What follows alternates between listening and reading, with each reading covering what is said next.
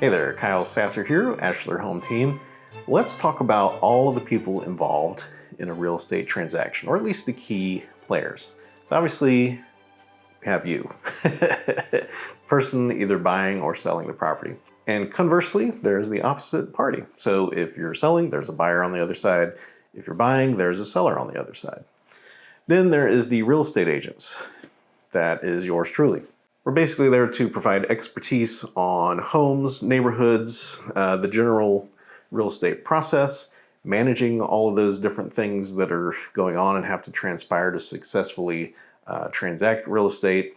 We're familiar with what is customary in a particular area. A lot of times that is who is paying for the owner's title policy. We should be knowledgeable on negotiations, home conditions, what typically kind of needs to happen to get repairs done, and all of those sorts of things.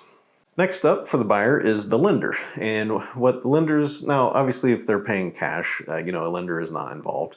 But most transactions are sold with a mortgage, and so there will be a lender involved. The lender's job is basically to pre-qualify and pre-approve the buyer, and then to perform the underwriting process once the buyer is under contract, and then fund the home so that the buyer can purchase it.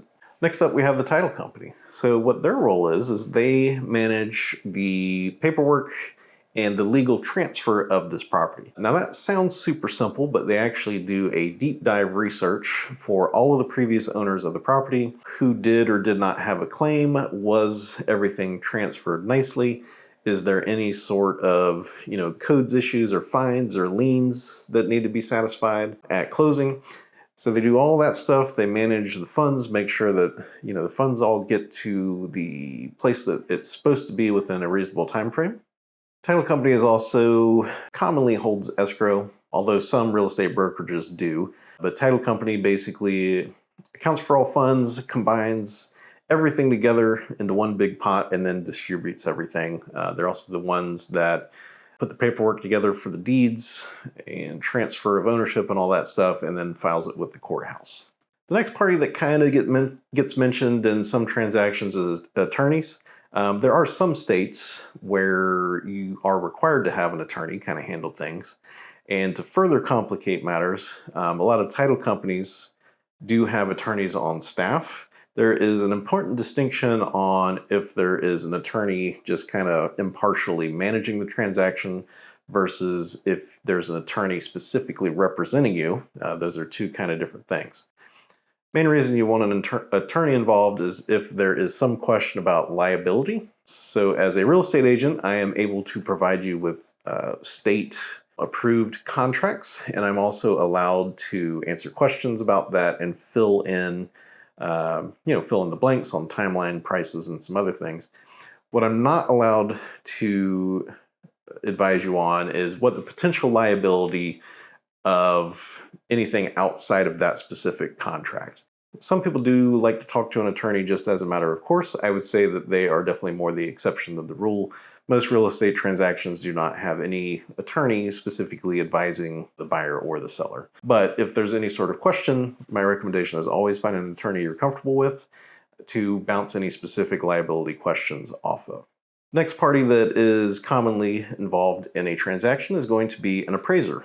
An appraiser's job in most transactions is to protect the bank or the lender. They are not really there to provide a specific value for the home. They're just there to make sure that the bank's protected if you were to default on the loan.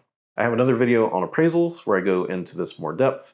You can also, a lot of times on the contract, put an appraisal contingency in there, which is when you would hire your own appraiser to go out there and they would appraise the house at a value for you. But that's a little unusual, especially because they kind of already do it anyway, and you already kind of have that protection. But usually you only see that if you're buying a house cash and you still want some appraisal contingency. Another common party involved with almost every transaction is going to be a home inspector. The home inspector's job is to provide you with information about the home. So they are specifically working for you. They usually need to be paid outside of closing as well. That's almost the only thing you have to pay directly prior to closing, besides escrow. But the inspectors there, they go through the entire house. They're looking at everything. They're looking for potential problems, pitfalls, things of that nature. They can, depending upon where you're at, also provide a report for insurance, which is our next piece of the puzzle. So most real estate transactions involve a lender, and lenders require their asset to be protected, and so they require insurance. So insurer's job is basically to underwrite insurance. Some states that is very easy. It's kind of like car insurance. You call them up, you give them the address, you tell them the levels you want, and they're like, okay, here's your premium. Other states like Florida, a little bit more complicated. You have to get the home inspector to produce a 4-point inspection, which is then sent to the insurance company. And then the insurance company reviews that 4-point inspection to make sure that they are willing to insure that property. But by and large, it's usually not too big of a deal to get insurance, and there's plenty of workarounds and ways to solve problems that show up on that 4-point inspection report. And so just like you have inspectors providing a report to insurers, the title company has someone else that they hire that does some work for them. And that's going to be the surveyor. So the surveyor's job is to go out and basically they look at the property, they see if there's any encroachments is primarily what they're looking for. So what an encroachment is when a neighbor has built, let's say, a shed on the wrong side of the property. So the surveyor goes out, surveys the property, and basically shows where everything's at on the property. The title insurance policy that they issue is dependent upon making sure that there are no structures on the wrong side of the property line. Those are the main people involved in most any real estate transaction. If you have any questions on any of these, feel free to leave a comment. Be happy to answer any questions you have, or dare I say, follow-up video. Once again, my name is Kyle Sasser, founder of Ashlar Home Team, and look forward to talking to you soon.